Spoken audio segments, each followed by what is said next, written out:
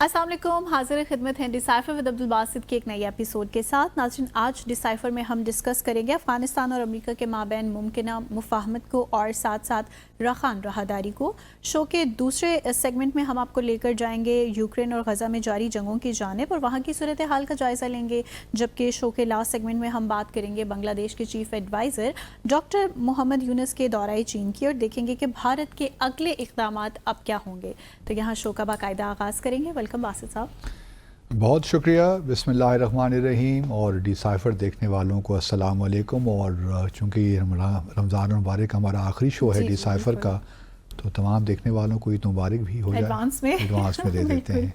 सो बासित साहब, एक नई रिपोर्ट आ गई है यूएस इंटेलिजेंस की जानिब से, एनुअल थ्रेट असेसमेंट रिपोर्ट। इसमें अफगानिस्तान का तज़किरा तो कहीं नहीं मिला मुझे। क्या अमेरिका तालिबान ताल्लुकात में अब कुछ गर्मजोशी पैदा होने के चांसेस हैं? जी हाँ, ये एनुअल थ्रेट असेसमेंट जो यूएस इंटेलिजेंस कम्युनिटी की जानिब से हर साल ही आती है, तो इस बार भी ये मंजर आम पे आई है और इसमें कुछ इंटरेस्टिंग चीज़ें हैं जो हमने चाहा कि अपने नाज़रीन के साथ शेयर कर लें। बाकी चलिए, और तो इस वक्त चूँकि हमारा फोकस अफ़गानिस्तान पे, तो हम अफ़गानिस्तान पर ही बात करते हैं। अफ़गानिस्तान का जहाँ तक ताल्लुक़ है, ये तो कह दिया गया है कि अफ़गानिस्तान में कुछ ऐसी तंजीमें हैं जो कि एक्टिव हैं, लेकिन बराह रास्त अफ़गानिस्तान की हुकूमत को उसका ज़िम्मेदार नहीं ठहराया गया। बल्कि यहाँ तक भी मैं कहूँगा कि जब टीटीपी का भी ज़िक्र करते हैं तो उसमें भी कहीं ये ज़िक्र नहीं है। ये तो बात ज़रूर कही गई है कि गवर्नमेंट ऑफ पाकिस्तान को वो टारगेट करते हैं, टीटीपी की जो तंजीम है, लेकिन यहाँ पे कोई ऐसा ज़िक्र नहीं है कि टीटीपी को अफ़गानिस्तान ने सेफ़ हेवन्स दे रखी हैं। यूँ कह लीजिए कि अलकायदा के बारे में भी, या फिर ख़ास तौर पे इस्लामिक स्टेट जो है आईएसएस, और ख़ास तौर पे उसका जो खुरासान का चैप्टर है, उसके बारे में भी मेंशन तो किया हुआ है कि वो अमेरिका को बहुत एक बड़ा ख़तरा है, लेकिन ये कहीं नहीं कहा गया कि अफ़गानिस्तान उनकी सपोर्ट कर रहा है या तालिबान उनको सेफ़ हेवन्स दे रहे हैं। ऐसी क़तन कोई बात नहीं है। तो ये बात इसलिए अहम हो जाती है क्योंकि पाकिस्तान भी एक नैरेटिव हमारा भी है। नैरेटिव क्या है, कुछ हकीकतें भी हैं, और सेफ़ हेवन्स तो यकीनन हैं अफ़गानिस्तान में, टीटीपी को ही मिल रखी हैं। और खुरासान प्रोविंस जो आईएसएस का जो तक ताल्लुक़ है, वो तालिबान के साथ उनका कुछ अच्छी बनती नहीं है। वो एक दूसरे के ख़िलाफ़ एक आप कह सकती हैं कि एक काम करते रहते हैं। अलकायदा अलबत्ता कोई, आप चूँकि माजी में इनका ताउन रहा है, तो अलकायदा और टीटीपी का ज़रा मामला आईएसएस से ज़रा मुख्तलिफ है, लेकिन अमेरिका को जो सबसे बड़ा ख़तरा है वो आईएसएस से है जी। इसीलिए तालिबान को शायद अमेरिका उस कॉन्टेक्स्ट में देख रहे हैं कि अगर आईएसएस खुरासान की प्रेजेंस है, क्योंकि आईएसएस खुरासान ने रूस में भी बड़े हमले किए, ईरान में भी किए, और बड़े कामयाब उनकी जानिब से दहशतगर्दी के हमले थे। और चूँकि ये चैप्टर जो है काफ़ी फ़ाल नज़र आता है, तो अमेरिका को इससे ख़तरा है, और तालिबान भी इसके ख़िलाफ़ हैं। तो एक ये कन्वर्जेंस ऑफ इंटरेस्ट हमें नज़र आता है। तो इसलिए शायद अमेरिका इस वक्त अफ़गानिस्तान की जो तालिबान की हुकूमत, उसको प्रेशर में नहीं लाना चाहता। दूसरी जानिब अमेरिका का, जो हम कई बार पहले भी इस पे डिस्कशन कर चुके हैं, कि अमेरिका ये इलाका, उसने ट्रुप्स तो यहाँ से विड्रॉ कर लिए, लेकिन ये छोड़ के जाएगा नहीं, इन द सेंस कि उसके इंटरेस्ट तो बहरहाल इस इलाके में हैं, चाहे वो चीन हो, पाकिस्तान हो, नियर सेंट्रल एशिया हो जो कि मादनी वसाइल से माला माल है, इवन तो रशिया को भी दूर इवन रशिया को भी ये प्रेजेंस ज़रूरी है। तो यही है कि इसमें, और फिर अभी हमने रिसेंटली देखा ज़बीहुल्लाह मुजाहिद जो कि, और उससे पहले एडम बोलर गए हुए थे, वहाँ से अमरीकी हौसले छुड़ा के लाए तालिबान से। फिर उसके बाद ये ज़ल्मे खलीलज़ाद भी साथ थे, उनके अलग डिस्कशंस हुई, जो कि स्पेशल रिप्रेजेंटेटिव रहे हैं अफ़गानिस्तान के लिए अमरीकी। उसके बाद फिर हमने देखा कि एक ट्वीट आया ज़बीहुल्लाह मुजाहिद जो कि अफ़गान तालिबान हुकूमत के तर्जुमान हैं। उन्होंने कहा है कि बड़ी मुस्तक़बिल करीब में जो काबुल में सफारत खाना है अमेरिका का, वो हम अमेरिका के हवाले कर देंगे, और जो अमेरिका में अफ़गानिस्तान का सफारत खाना है वो तालिबान کی حکومت کے حوالے ہو جائے گا. تو ایک بہت بڑی پیش رفت ہے ان دا سینس کہ اگر امریکہ اپنا سفارت خانہ اس کو واپس مل جاتا ہے, وہ اس کو کھول لیتا ہے اور وہاں اپنی پریزنس لاتا ہے, اور آئی ایم شیور کہ طالبان فل سیکیورٹی دیں گے. مین وائل یہ بھی تذکرے ہو رہے ہیں کہ جی امریکہ طالبان سے یہ دوبارہ ایک ریکویسٹ کرنے جا رہا ہے کہ ریکویسٹ کیا, ایک پروپوزل ہے کہ جو بگرام کا ایئر بیس ہے وہ دوبارہ امریکہ کو دے دیا جائے. کیونکہ اس سے پہلے آپ کو یاد ہوگا نا کہ امریکہ یہ بھی مطالبہ کر رہا تھا طالبان حکومت سے کہ جو اکوپمنٹ ہے سارا ڈیفنس کا وہ چھوڑ کے گئے تھے وہ واپس کر دیا جائے. اس کا جواب بھی انہوں نے لے لیا تھا.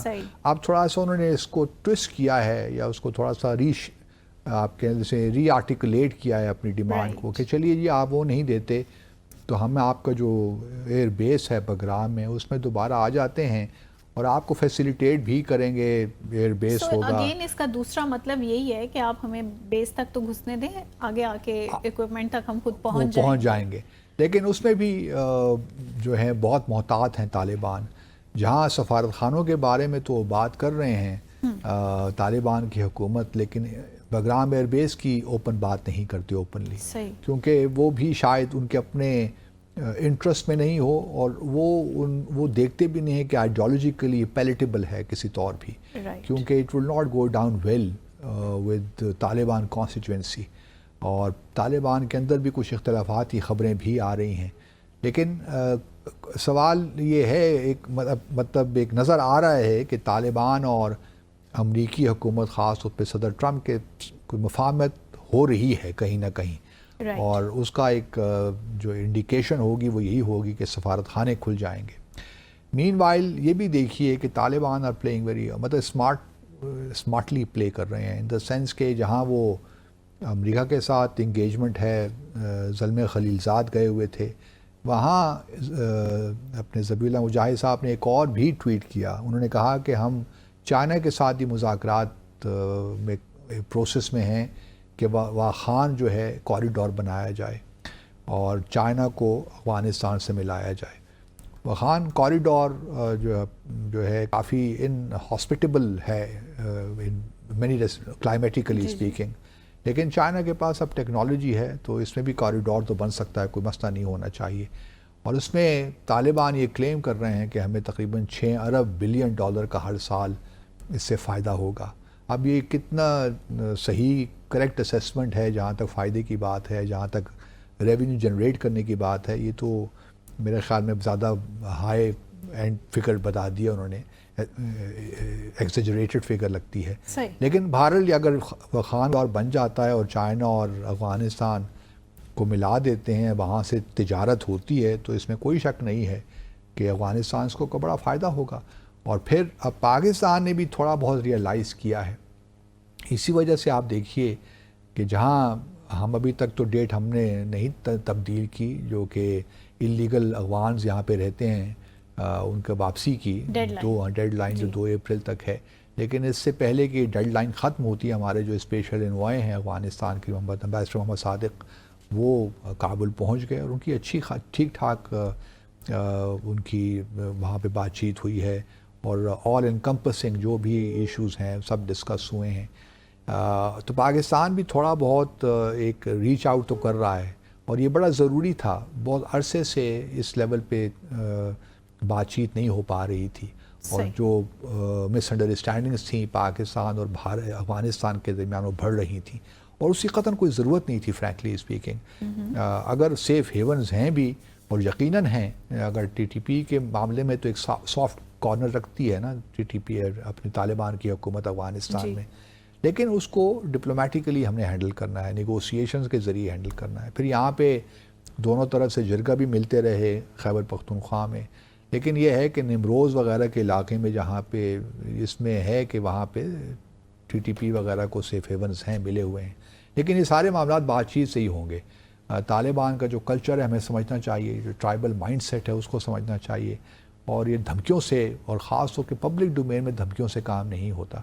تو طالبان کے پاس بھی آپشنز انہوں نے اپنے کھول دیے ہیں جہاں چین کے ساتھ انٹریکشن کر رہے ہیں, کیونکہ ان کو معلوم ہے کہ اگر یہ واخان کوریڈور بن گیا تو پاکستان کی جو امپورٹنس ہے افغانستان کے لیے, یا for that matter Central Asia landlocked countries ان کے لیے کم ہو جائے گی نا. جی حالانکہ شارٹیسٹ روٹ جو ہے سی پورٹ جو پورٹ ہے وہ تو یہی ہے, گوادر ہی ہے, کراچی پورٹ ہی ہے. جی لیکن ایک اور کوریڈور اگر بن جائے گا تو پاکستان تو چین کے خلاف تو نہیں جا سکتا نا, وہ تو کوریڈور بنے ہی بنا پھر. تو پاکستان کے لیے ضروری ہے کہ ہم اپنے آپشنس کو کم کرنے کی بجائے اپنے لیے اسپیس بڑھائیں افغانستان میں, اور بھارت بھی اس سے خوش ہوگا آبویسلی اگر افغانستان کے, اس لیے وہ بھی سوچ رہے ہیں جہاں جہاں امریکہ کے ساتھ سفارت, خیر بھارت کا سفارت خان تو پہلے ہی ہے, ان کا ایک ٹیکنیکل وہ کہتے ہیں مشن وہاں پہ ہے, لیکن ممکن ہے کہ وہ بھی اپ گریڈ کر دیں اپنی پریزنس کو افغانستان میں, کیونکہ ان کو چاہیے کہ یہاں سے وہ ڈسٹربنسز اور پرابلمس کریٹ کرتے رہیں پاکستان کے لیے, تو ان کو بھی اسپیس مزید چاہیے. اور پھر افغانستان کی طالبان کی حکومت اگر پاکستان کے ساتھ تعلقات اسی طرح ہی سرد مہری کا شکار رہتے ہیں, ٹینشن رہتی ہے, تو ان کو بھی سوٹ کرتا ہے کہ بھارت افغانستان سے ہی پرابلمس کریٹ کرے پاکستان کے لیے, پاکستان کو انڈر پریشر رکھنے کے لیے. تو یہ بڑے ڈائنامکس ہیں, لیکن اندر سے چیزیں کچھ ملی بھی ہوئی ہیں. ڈاٹس اگر آپ کنیکٹ کریں نا تو بہت سی چیزیں سمجھ میں بھی آ جاتی ہیں. لیکن پازیٹیو بات بھی ہوئی ہے کہ جو ابھی ہم نے بھی وزٹ کر لیا. ہاں یہ میں امید کرتا ہوں کہ فارن منسٹر بھی ہمارے جلد کابل کا دورہ کریں گے. صحیح. So let's take a short commercial break hair.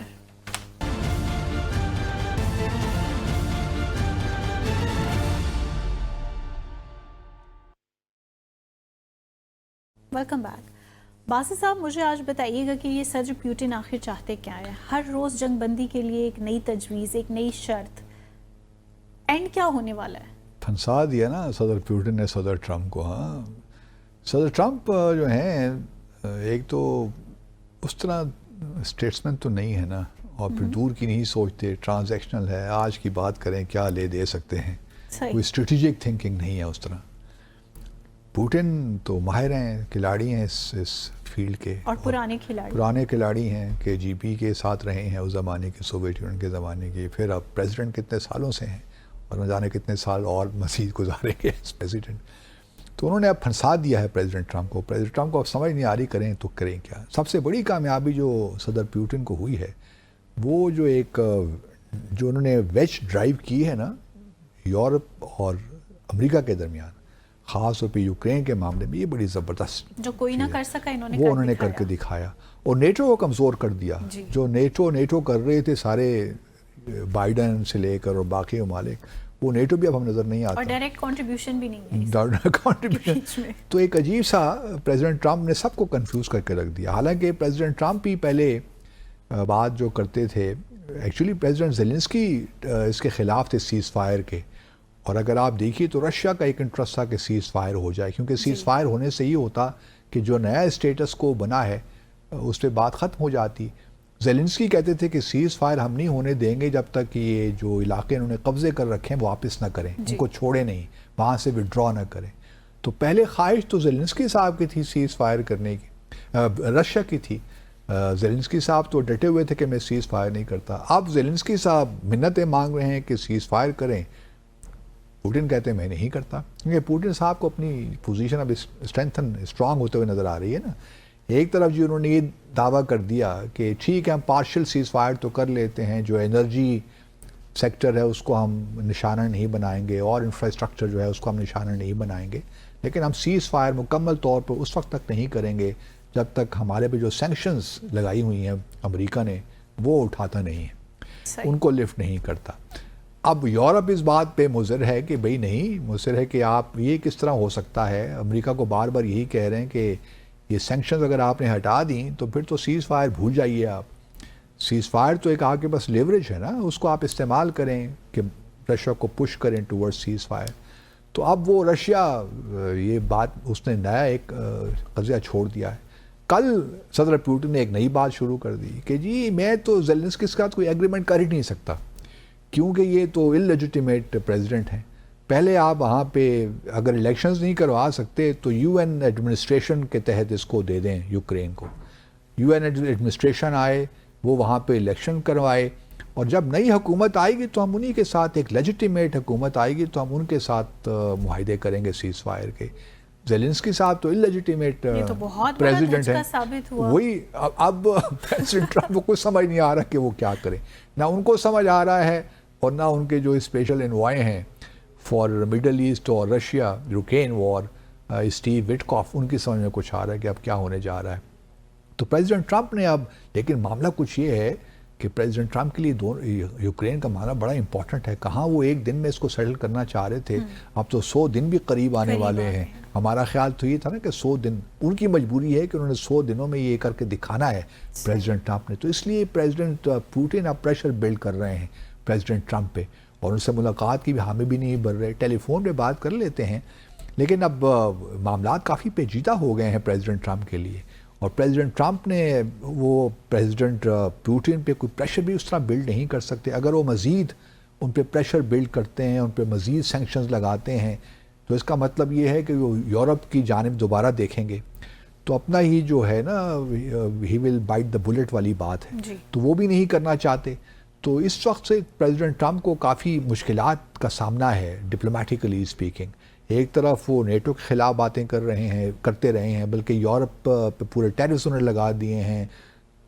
Canada سے کا تعلقات کچھ بہتر ہو گئے ہیں تقریباً، ابھی بہتر تو نہیں ہوئے، لیکن جب سے نئے پرائم منسٹر آئے ہیں اس کے بعد سے کچھ حالات شاید بہتر ہو. ان کا ٹیلی فونک کنورسیشن بھی ہوئی ہے مارک کارنی کے ساتھ جو نئے وزیر اعظم ہیں. اب کینیڈا میں انتخابات ہونے جا رہے ہیں، لیکن سوال یہی پیدا ہوتا ہے کہ پریزیڈنٹ ٹرمپ نے زبردست چال چلی ہے جی، اور پوٹن سے پریزیڈنٹ پوٹن نے زبردست چال چلی ہے، اور اس وقت وہ ہی از ڈکٹیٹنگ، اور کافی وہ اپنے انہوں نے پوزیشن اسٹرینتھن کر لی ہے. صحیح، اور مجھے لگتا ہے کہ اس بات کا جواب بھی ہے جو سر زیلنسکی نے ان کے بارے میں کامنٹ کیا تھا کہ ہی از ناٹ ویل، اور بس وہ کچھ عرصے میں ہمیں نظر نہیں آنے والے. تو انہوں نے پھر اپنی پریزنس کر کے زیلنسکی صاحب کا زیلنسکی صاحب کا اوریجنل جو ان کے اپریہینشن سے وہ ٹھیک تھے کہ یہ سیز فائر کی طرف نہیں آئیں گے پریزیڈنٹ پوٹن. اچھا چلیں، آپ نے اسی سیگمنٹ میں بات کی سر ٹرمپ کی نا، اثر و رسوخ کی. مجھے ایک دوسرے کانٹیکسٹ میں بھی ان کا اثر و رسوخ ختم ہوتا ہی دکھائی دیتا ہے.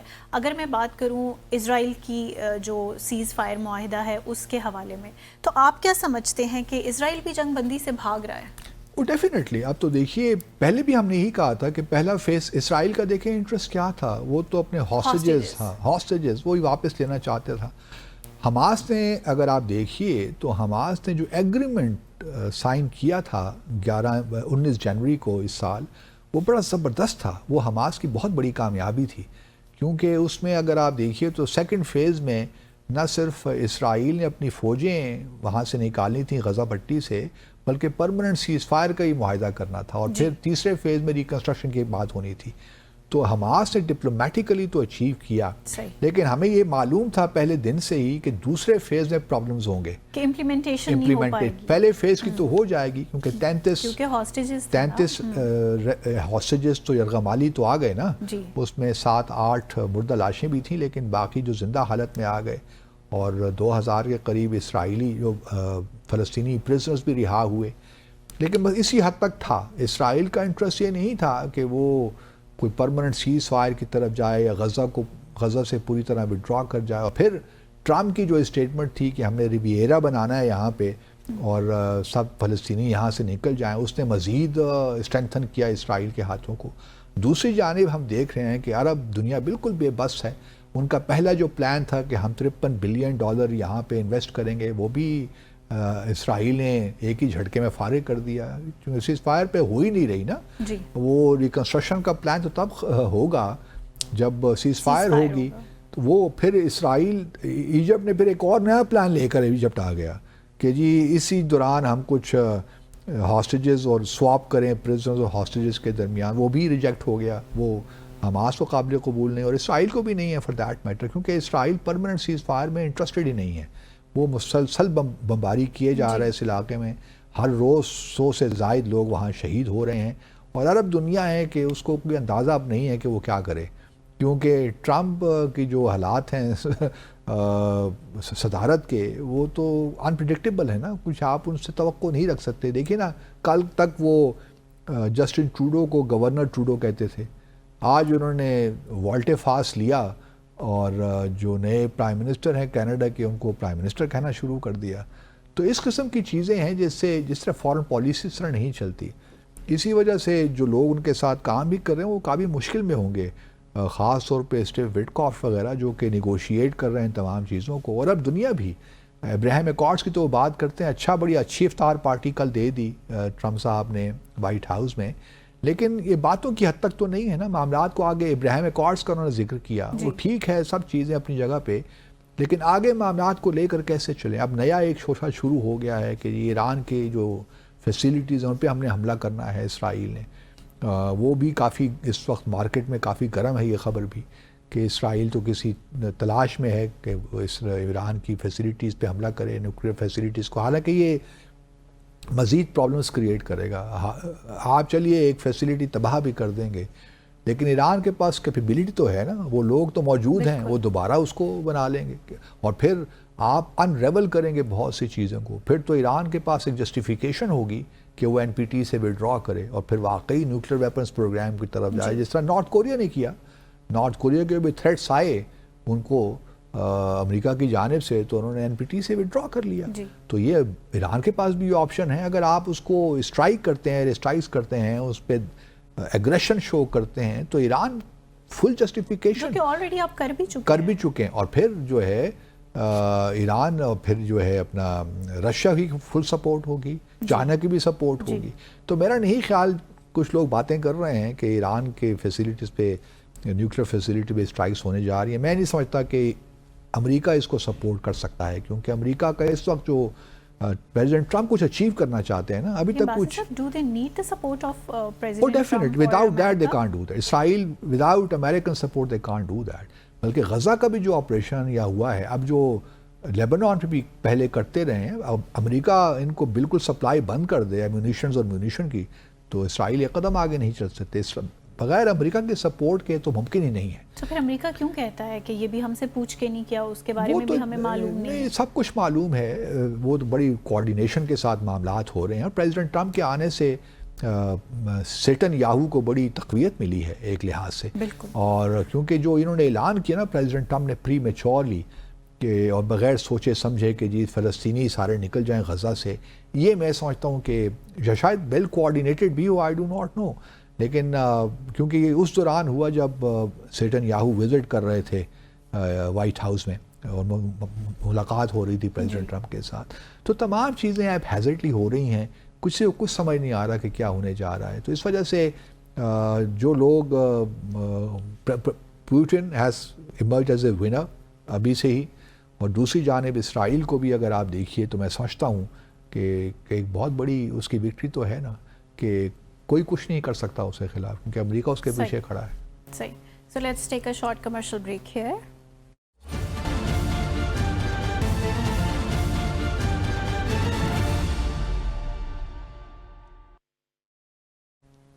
Welcome back after the break. So Basit صاحب, بھارت کی پریشانی میں مزید بھی اضافہ ہو گیا ہے. بنگلہ دیش کے چیف ایڈوائزر ڈاکٹر محمد یونس نے دورہ کر لیا ہے چین کا. اب بتائیے گا کہ اب بھارت کو اب مزید بھی پریشانی لاحق ہونے جا رہی ہے. اچھا, اس کا کچھ بیک گراؤنڈ یہ ہے کہ ڈاکٹر یونس صاحب بڑے محتاط طریقے سے چل رہے ہیں, اور ان کو معلوم تھا کہ اگر وہ چائنا جائیں گے تو بھارت میں پریشانی تو ہوگی. اس وجہ سے جو میں تھوڑا بہت خبروں میں دیکھا بھارت میں بھی اور بنگلہ دیش میں بھی, تو مجھے یہ وہاں پہ کچھ رپورٹس ایسی ملیں کہ ڈاکٹر محمد یونس نے یا بنگلہ دیش کی حکومت نے پہلے ہی پروپوز کیا تھا کہ بھارت پہلے وزٹ کر لیتے ہیں وہ, لیکن بھارت کی جانب سے کوئی جواب, کوئی اچھا جواب, مثبت جواب نہیں ملا. تو پھر انہوں نے کہا ٹھیک ہے جی, پھر ایسے ہے تو پھر ایسے ہی صحیح, میں پھر چین ہو آتا ہوں پہلے, آپ پھر ویٹ کیجئے میرا. تو اب چین کا دورہ انہوں نے کر لیا. تو بھارت میں تو کافی اس پہ پبلسٹی بھی مل رہی ہے, اور اس کو بڑا تنقیدی اس پہ جائزے بھی ہو رہے ہیں. لیکن بنگلہ دیش کے پرسپیکٹیو سے ایک اچھا وزٹ میں سمجھتا ہوں, بڑا زبردست وارم ویلکم ملا بیجنگ میں. پہلے انہوں نے بوا جو کانفرنس تھی وہ اٹینڈ کی, یہ جو ہے ایشیا پہ ایک انویسٹمنٹ کانفرنس ہوتی ہے, تو وہ انہوں نے اٹینڈ کی, وہاں پہ کی نوٹ اسپیکر تھے. اور اس کے بعد پھر بیجنگ آئے, وہاں پریزیڈنٹ شی سے ملاقات ہوئی. اب اس ملاقات میں بڑی انٹرسٹنگ باتیں جو جوائنٹ اسٹیٹمنٹ یا جوائنٹ پریس ریلیز ایشو ہوا ہے, اس میں دیکھیں باقی باتیں تو سب ہیں کہ ون چائنا پالیسی کو سپورٹ کیا بنگلہ دیش نے بی آر آئی کو بھی سپورٹ کیا, اور خاص طور پہ اس میں جو بنگلہ دیش کو کچھ تھوڑا فائدہ ہو سکتا ہے اس پہ بات بھی ہوئی. اسی طرح جو میڈیکل ٹورزم ہے, بنگلہ دیشی پہلے بہت بھارت جایا کرتے تھے نا علاج کے لیے, میڈیکل ٹریٹمنٹ کے لیے, اس طرح ہمارے یہاں سے بھی لوگ آتے ہیں افغانستان سے باقی ممالک سے. اس طرح بنگلہ دیشی بہت ایسے امراض تھے جس کی ٹریٹمنٹ بھارت میں بہتر ہے, سستی ہے, تو وہاں جایا کرتے تھے, خاص طور پہ تریپورہ وغیرہ میں, اگرتلہ ان علاقوں میں. تو وہ اب چونکہ وہ ویزے بند کر دیے ہیں بھارت نے, تو اب چین نے انہوں نے کچھ خاص ڈیزگنیٹڈ کوئی ایسی جگہیں ہیں جہاں ہاسپٹلز انہوں نے ڈیزگنیٹ کر دیے ہیں جو بنگالیوں کے لیے, بنگلہ دیشی لوگوں کے لیے خاص طور پہ یہ کام کریں گی. یونان پروونس میں, جو کہ کوریڈور ہے نا میانمار, اس کا حصہ بھی ہے وہاں سے یونان سے. تو یہ جو ہے ایک یہ بڑی اچھی بات ہو گئی. سب سے انٹرسٹنگ بات جو بھارت کے لیے بھی پریشان کن تو ہونی چاہیے, ایک تو جو ہے مونگلا پورٹ فیسیلیٹیز جو ہیں وہ بھی بنگلہ دیش نے چین کے ساتھ اس کو ماڈرنائز کرنے کی بات ہو رہی ہے, تو وہ کانٹریکٹ بھی ان کو مل جائے گا. پھر فری ٹریڈ ایگریمنٹ کی بات بھی ہو رہی ہے بنگلہ دیش, وہ بھی اگر ہو جائے تو بہت ہی اچھا ہو جائے گا. لیکن جو زیادہ کنسرن کی بات ہے بھارت کے لیے وہ ہے Teesta river comprehensive management and restoration project. جی, اس میں اگر آپ کو یاد ہو تو شیخ حسینہ کے زمانے میں بھی چائنا کے ساتھ بات چیت ہو رہی تھی کہ اس کو آپ ڈیولپ کریں, ٹیسٹا ریور. اور ٹیسٹا ریور کی جو واٹر شیئرنگ کا وہ بھارت اور بنگلہ دیش کے درمیان ابھی تک ڈسپیوٹ چل رہا ہے. تو اب اس ٹیسٹا ریور کا مطلب یہ ہے کہ وہاں چین کی پریزنس ہو جائے گی اگر وہ, تو پھر بعد میں شیخ حسینہ نے پہلے اپروو کر کے پھر وہ ریووک کر دیا تھا ایگریمنٹ چین کے ساتھ بھارت کے پریشر میں. اب پروفیسر یونس صاحب نے دوبارہ اس کو ریوائیو کر دیا ہے, چین کو انوائٹ کر دیا ہے کہ آپ آئیے جی اور اس پہ آپ کام کیجئے. تو یہ کافی ایک سیریس ایشو ہے. اب دیکھنا یہ ہے کہ جو یہ بنگلہ دیش کے جو چیف ایڈوائزر نے وزٹ کیا ہے, اس کے بعد کیا پرائم منسٹر مودی جو ہیں وہ ہاتھ پہ ہاتھ رکھ کر بیٹھ جائیں گے یا کچھ ایکٹیو ان کی کوئی بنگلہ دیش پالیسی بھی آئے گی. کیونکہ اس وقت تو پریشر بلڈ رکھے ہوئے ہیں نا کہ ہم آپ سے بات چیت نہیں کرتے, شیخ حسینہ کا معاملہ ہے, ہندو مائنورٹی کا معاملہ ہے بنگلہ دیش میں. لیکن یہ کب تک چلے گا نیریٹو؟ اب اس کی دو صورتحال ہو سکتی ہیں. ایک تو یہ ہے کہ بینکاک میں ملاقات ہو جائے یونس مودی کی, 3-4 اپریل کو وہاں بمسٹیک کی سمٹ ہو رہی ہے. دوسرا ساتھ ساتھ جہاں یہ ملاقات میں سمجھتا ہوں, وہی مجھے لگتا ہے کہ شاید یہ ہو جائے, لیکن مجھے لگتا ہے کہ اب جو ہے بھارت بیونڈ یونس دیکھ رہا ہے.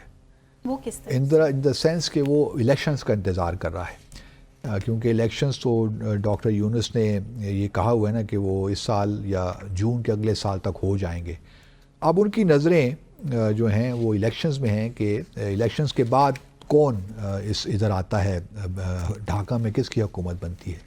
یہ بھی یاد رہے کہ اس سے پہلے کہ کینیڈین سیکیورٹی انٹیلیجنس سروس کی ڈپٹی ڈائریکٹر ہیں وینیسا لائیڈ, 3-4 دن پہلے انہوں نے انٹیلیجنس شیئرنگ کی کچھ اپنی رپورٹس, ان کی بھی کینیڈا کی بھی آتی ہیں نا, تو ان کا کہنا یہ ہے کہ جو انتخابات ہونے جا رہے ہیں کینیڈا میں 28 اپریل کو, اس میں وہ دیکھ رہے ہیں کہ چین اور بھارت کی بڑی مداخلت ہوگی, اور وہ بہت پیسہ انویسٹ کرنے جا رہے ہیں. پاکستان کا نام بھی ایسے لیا ہے, لیکن زیادہ تر جو ان کو خطرہ ہے وہ ہے کہ جو بھارت ہے وہ ان میں انٹرفیئرنس کرے گا. تو یہ معاملہ بنگلہ دیش میں بھی ہو سکتا ہے, یہ معاملہ بنگلہ دیش میں بھی ہو سکتا ہے, کیونکہ بنگلہ دیش میں بھی اگر دیکھیے تو عوامی لیگ کی سمپتائزرز تو ہیں نا, یہ تو نہیں ہے کہ شیخ حسینہ کے جانے سے بالکل ختم ہو گئی ہے. ابھی بھی بیوروکریسی میں بھی آپ کو نظر آ جائیں گے, ایون آرم فورسز میں بھی نظر آ جائیں گے, جنہوں نے بھارت سے فائدہ اٹھایا, وہاں ٹریننگ حاصل کی, یا ایک سافٹ کارنر رکھتے ہیں ویزاوی فیوچر میں لینے جا رہے ہیں.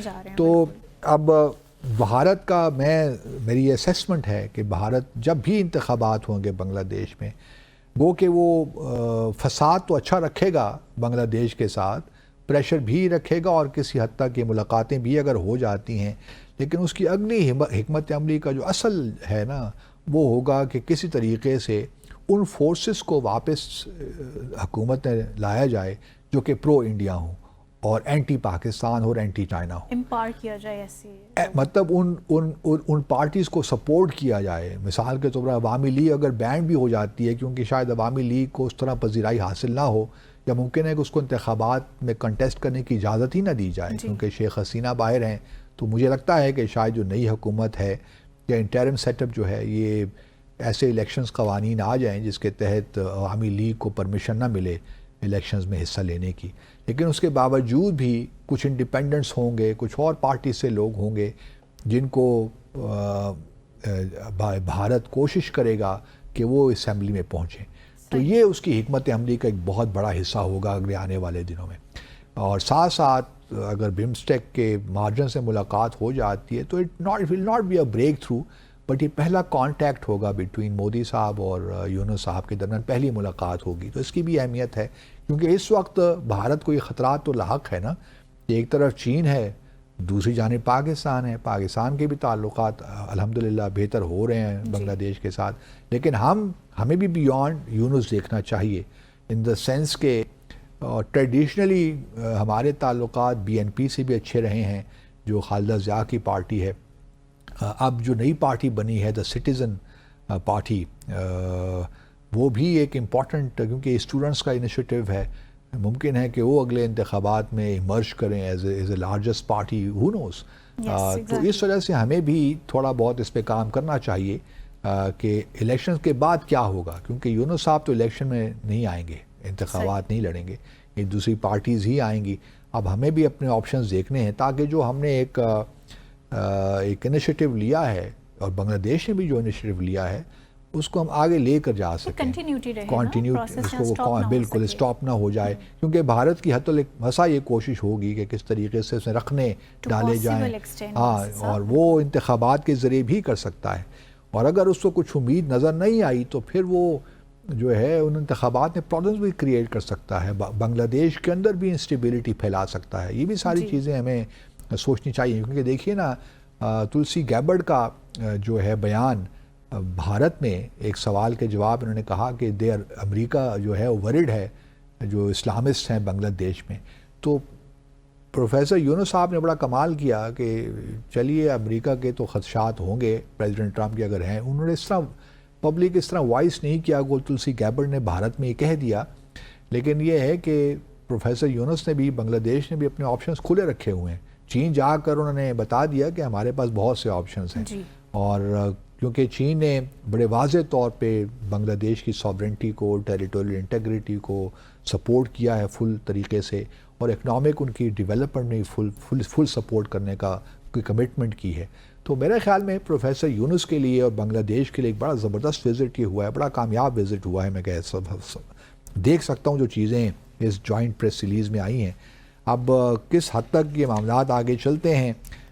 پھر ہاں ایک اور بڑی انٹرسٹنگ بات ہے کہ میانمار کے جو روہنگیا کا جو معاملہ ہے اس میں بھی اگر آپ دیکھیے تو چین بڑا ایک لحاظ سے مشکل میں تو ہے, کیونکہ ایک طرف میانمار کی حکومت کے ساتھ ان کے تھوڑا بہت ہے تو روہنگیا کو اس طرح وہ سپورٹ نہیں کرتے. لیکن یہاں پہ بنگلہ دیش کے بارے میں انہوں نے کہا ہے کہ ہماری خواہش ہے کہ میانمار اور بنگلہ دیش آپس میں پیسفلی اس معاملے کو ڈسکس کریں, اور یہ روہنگیا جو رخائن اسٹیٹ سے ڈسپلیس ہوئے ہیں ان کی واپسی کا بندوبست ہو جائے, بٹ ایمیکیبلی.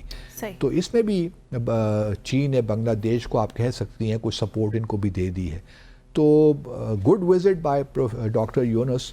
لیٹس ہوپ کہ بھارت اب وہ کام نہیں کرے گا جو اس نے پاکستان کے کانٹیکس میں کیے ہیں تھرو افغانستان, کہ ہمیں ڈیسٹیبلائز کیا ہے. ہم دعا کرتے ہیں کہ ہماری دعائیں بنگلہ دیش کے ساتھ ہی ہیں. سو اسی کے ساتھ ہی آج کے ڈیسائفر ود عبدالباسط کا وقت اختتام پذیر ہوا چاہتا ہے. اپنے تمام دیکھنے والوں کو ٹیم ڈیسائفر کی جانب سے عید الفطر کی ایڈوانس میں دلی مبارکباد پیش کریں گے. خوش رہیے, اپنے ارد گرد رہنے والوں کا خیال رکھیے. منتہا حسن کو اجازت دیجیے گا. خدا حافظ.